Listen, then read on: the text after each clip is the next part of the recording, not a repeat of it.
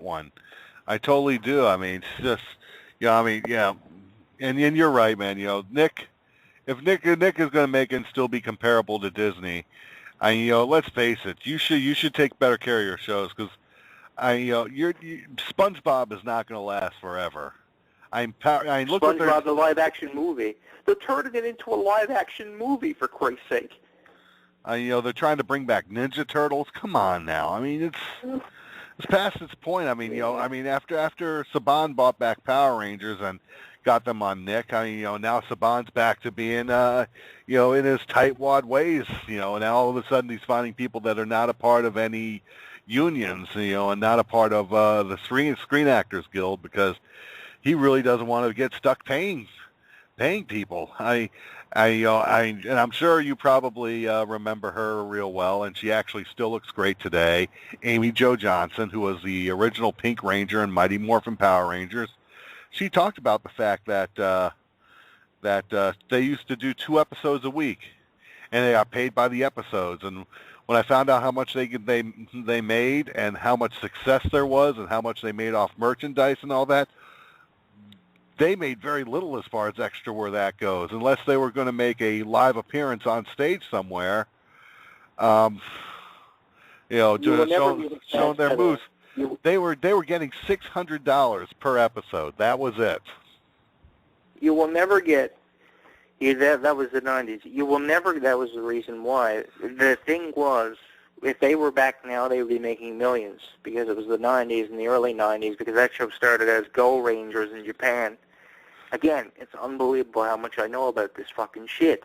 But it started as Go Rangers in Japan, and they were making so little because the show wasn't established. The thing was, the cast for the original Power Rangers, you will never be able, as much as you try to recreate it, as much as what Saban and Disney have tried to recreate the Power Rangers and what they're going to be doing with Marvel, as much as you have tried to recreate the original Power Rangers, the point is you will never have a cast as good as the original Power Rangers from the first season.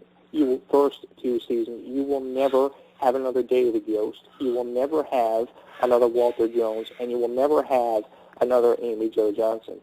That's the thing. You stop. Stop with the Power Rangers. Stop with the Pokemon. Stop with the Marvel. Because the originality is what people remember. You don't have to they're going to redistribute Star Wars in animation.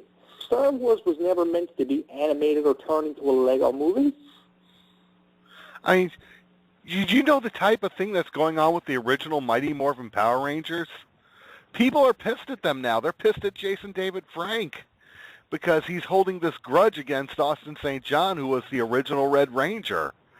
That Amy Jo Johnson, who never does these Comic-Cons or Morphicons and whatever else the Power Rangers do, people have been trying to put the original Mighty Morphin Power Rangers back together. And they can eventually get Amy Jo Johnson to do it. They have to pick between Jason David Frank and Austin St. John because one of them can be there. Obviously, Twee Twang can't be there because she, unfortunately, she lost her life in 2001. But come on, it's tedious, it's chintzy, it's craziness what goes on there with that one. And Jason David Frank, nicest guy in the world, but he has a problem when it comes to Austin St. John. And Austin St. John, who's the nicest guy in the world, admits that he was young and naive. He was the youngest guy on set. And he was given this. He was given a starring role. He mans up and admits to it. He said very little where this whole thing with Jason David Frank goes. I did a YouTube playlist involving the feud between those two, and I'm eventually going to do a YouTube video on that one too, giving my own commentary because it's gotten ridiculous. And truthfully, the only one who's ever really come close to confirming a Jason David Frank story where Austin St. John goes is Amy Jo Johnson. But oh my God, there's such a hatred there. Come on, that was 20 plus years ago. 20 years ago in 2013. 20 years ago, and you hold a grudge that long? Come on. 20 years, after 20 fucking years. Move on with your life. Like, the sensible one out of the Power Rangers was the pink Power Ranger. As much as what she was criticized, she was the most sensible one out of it. And that's the thing. It's the only one you could get a sensible answer from was her, and everybody else just hated each other. Yeah, I mean, you'll see them, and the second Yellow Ranger, even the second Black and Red Ranger. You'll see them all come together with Austin St. John. Yet at the same time, they'll also come together with Jason David Frank. You just can't get them. You just can't get Austin St. John and David Frank together. Do you realize on the 4th of July, the day before and the day after, there was a Comic-Con down here, a SuperCon. And they're going to have the Mighty Morphin Power Rangers down here.